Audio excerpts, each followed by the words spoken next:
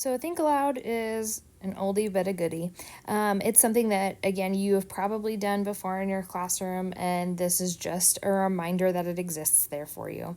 But basically, a Think Aloud is just you walking through and modeling for students what you would do in that scenario. Kind of like in math when you do an example problem for students, very similar to that. I've done this when I've done science experiments with kids as well, and we're like working together, going through the scientific method. I will model it for them. And so this is the same sort of thing. So it would just be, so I'm just going to model it for you of what it would look like. So the Declaration of Independence, text of the Declaration of Independence. I see that it's from this Britannica website. And that there's a link to the original doc, which makes me realize that this isn't the original Declaration of Independence. There's changes that have been made to it. When Declaration of Independence, what the Declaration says for kids. Okay, so that tells me that it's for kids, so that's how it's different.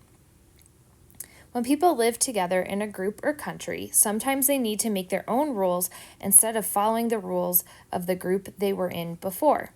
This is what happened with the American colonies. So first I'm wondering, like, the American colonies, and I'm wondering, like, when was this? And so I may have to pause and actually go and look and see when the Declaration of Independence happened. They wanted to be free from England and make their own rules. It's important for others to understand why they wanted to be free. So my hope is that they're going to tell me why they wanted to be free, because this makes me wonder what happened.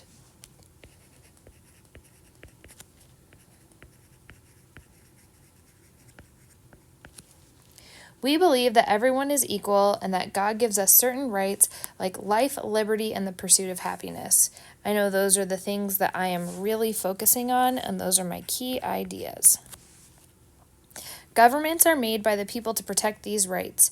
If a new government stops protecting these rights, the people have the right to change it in order to get rid of it and make a new one with rules that will keep them safe and happy. So this is also part of their goal. And I might draw an arrow so that way I know these two things are tied together. So then my stop and jot says, what are some of the rights that everyone is given according to the Declaration of Independence? Well, if I go back and look, I know I have life, liberty, and the pursuit of happiness. And so I'm going to write those down.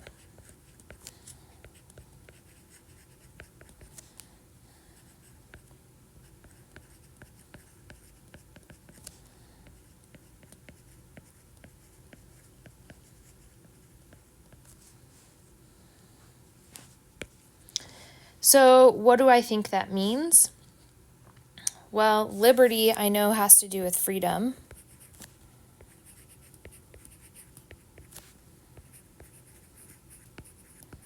Life is like, the things that are important to you. So like getting to be alive and important things.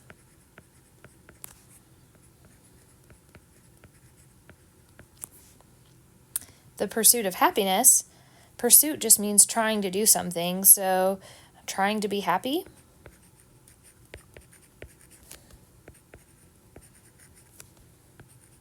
And having things in life that will make you happy. Okay, let's keep going.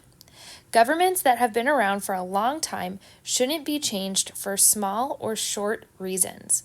But if a government treats its people badly for a really long time and tries to control everything they do, then the people have the right and duty to get rid of that government and make new rules to protect themselves in the future. I think that's really interesting because the government treats badly for a long time. then the people have the right and duty to get rid of that government and protect themselves. So this is all about the rights of the people and the responsibilities that the people have. It's not just their right to have a government that works for them, it's also their responsibility to make sure that their government continues to work for them. This is what was happening to American colonies. The history of King George shows he kept hurting the colonies and wanted total control over them. Here are some of the things he did. Okay, so I would continue reading this to my students and marking up the text and showing them how, thinking through it. At this point, I would probably model for them this portion here, and then I would ask them to go ahead and read this next section here independently and to answer this independently. And that when they're finished, they should go ahead and start reading the next part, but to wait to answer that last question until we come back together. If they finish before our timer goes off.